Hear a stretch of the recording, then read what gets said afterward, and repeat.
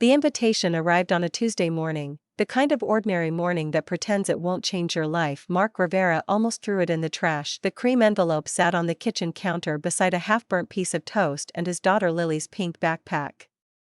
He didn't need to open it to know what it was. The elegant handwriting alone was enough to make his chest tighten. Emily, his ex-wife, getting married again. "Daddy, your toast is on fire," Lily announced calmly from the table. Legs swinging, Mark blinked, snapped back to reality, and rushed to the toaster. Smoke curled toward the ceiling like a quiet reminder that he'd been distracted. Again, single fatherhood had taught him many things. How to braid hair using YouTube tutorials. How to stretch $40 across a week. How to answer questions about why mommy didn't live with them anymore without letting his voice crack. What it hadn't taught him was how to attend his ex-wife's wedding. He finally opened the envelope. "You are cordially invited to celebrate the marriage of Emily Dawson and Daniel Harper." There was a handwritten note at the bottom. "I'd really love for Lily to come. She's still family. No mention of him. Of course." He swallowed hard. "Who's it from?"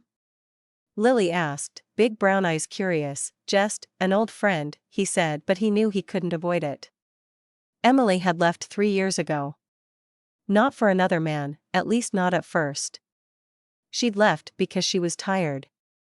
Tired of late bills. Tired of Mark's small auto repair shop barely breaking even. Tired of waiting for a life that felt bigger. Daniel Harper owned half the real estate downtown. Mark owned a wrench set and overdue invoices. He didn't hate her. That was the problem. He understood her, but he also remembered the night she packed her suitcase, Lily asleep in the next room, and said quietly, "I can't live like this anymore." That sentence had echoed in his head ever since. He folded the invitation and slipped it back into the envelope. "I guess," he muttered to himself, "we're going to a wedding." The week before the wedding, life decided to test him. The car broke down, his only car. The landlord reminded him that rent was due. Lily came home crying because another kid said she didn't have a real family. Mark fixed engines for strangers all day, but couldn't seem to fix his own life. Friday night, after putting Lily to bed, he sat alone at the small kitchen table staring at the invitation again. He imagined the venue, one of those vineyard estates on the outskirts of town. Chandeliers, champagne, tailored suits. He imagined walking in wearing his only blazer, slightly tight at the shoulders. He imagined whispers. "That's Emily's ex-husband. That's the mechanic." He felt small already. Then Lily shuffled into the kitchen in her pajamas. "Daddy," she whispered. "Yeah, Peanut? Are we really going to Mommy's wedding?" He nodded slowly. She hesitated. "Will she still be my mommy after?" The question pierced him. He pulled her onto his lap. "She'll always be your mommy. And I'll always be your daddy. Weddings don't change that." She seemed to think about that. Then she said softly, "Can we bring someone else too?" He chuckled. "Like who?" "I don't know. Someone who doesn't have anyone."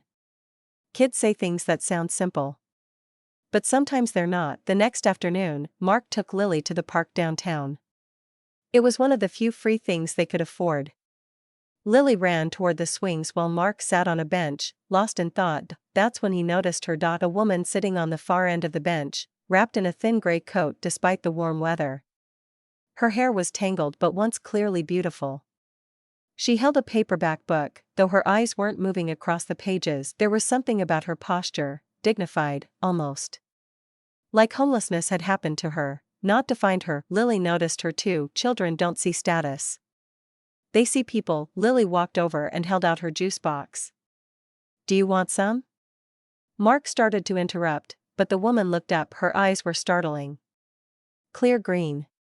Intelligent. Tired. "You don't have to share," the woman said gently. "I want to," Lily insisted. The woman smiled, and for a brief second, Mark saw who she used to be. "Thank you," she said. Mark walked over awkwardly. "I hope she's not bothering you."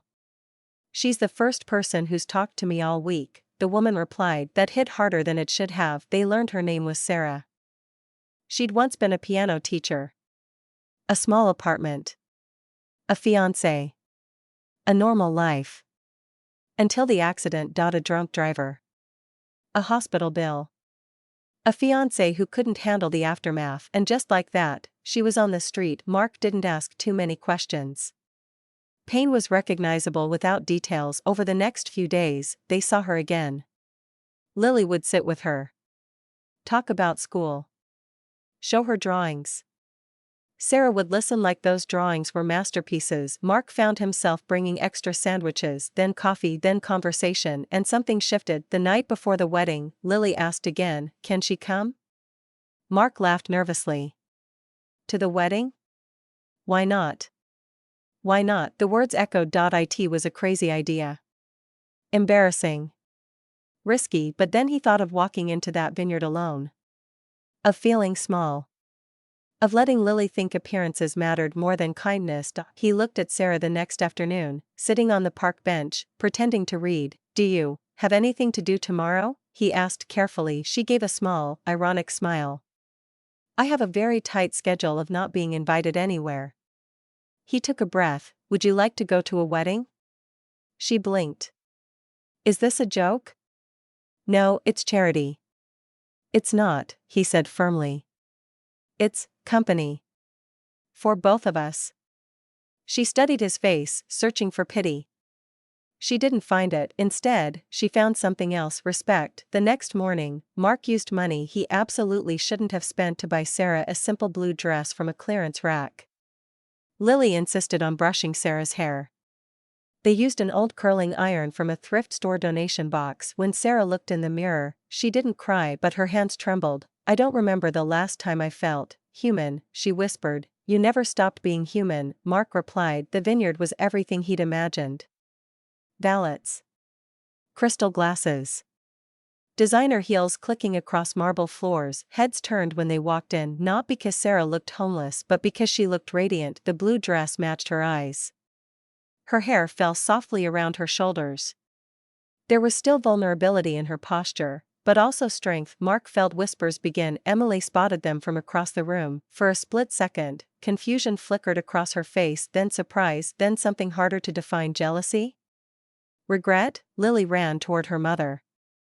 Emily knelt, hugging her tightly.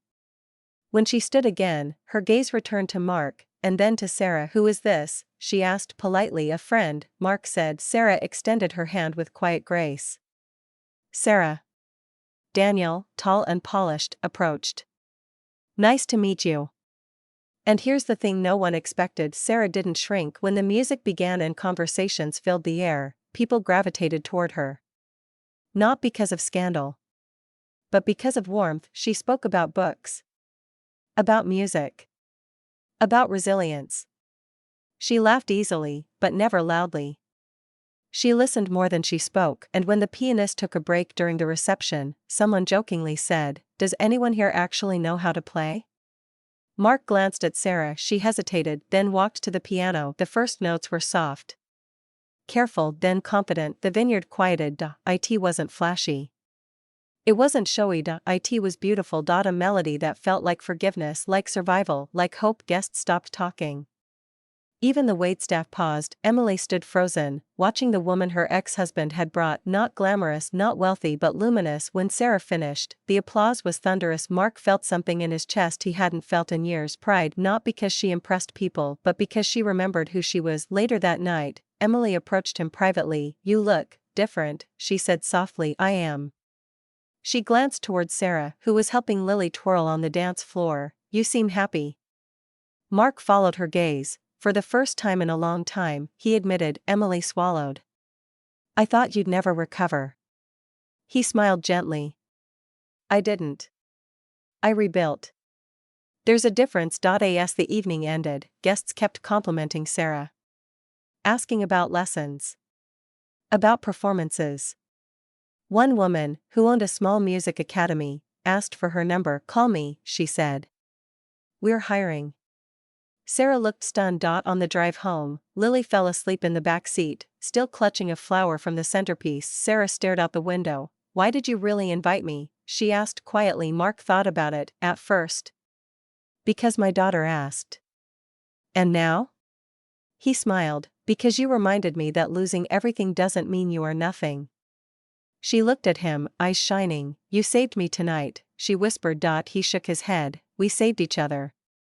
6 months later, Sarah wasn't on that park bench anymore, she was teaching piano again. In a small apartment above the music academy, Lily took lessons every Saturday, and Mark, he still ran his struggling auto shop, but it didn't feel like failure anymore. It felt like foundation. He learned something that night at the wedding. Sometimes the person who steals the show isn't the richest, or the loudest, or the most polished. Sometimes it's the one who almost gave up, but didn't, the one who shows up. Despite shame, despite scars, despite fear, and maybe that's what real love looks like, not grand gestures, not perfect timing, but choosing to see someone when the world looks away. Mark once thought attending his ex-wife's wedding would be the most humiliating day of his life. Instead, it became the day he witnessed resurrection, not just Sarah's, his too, because sometimes, when you take a chance on someone the world has forgotten, you find that you were never forgotten either.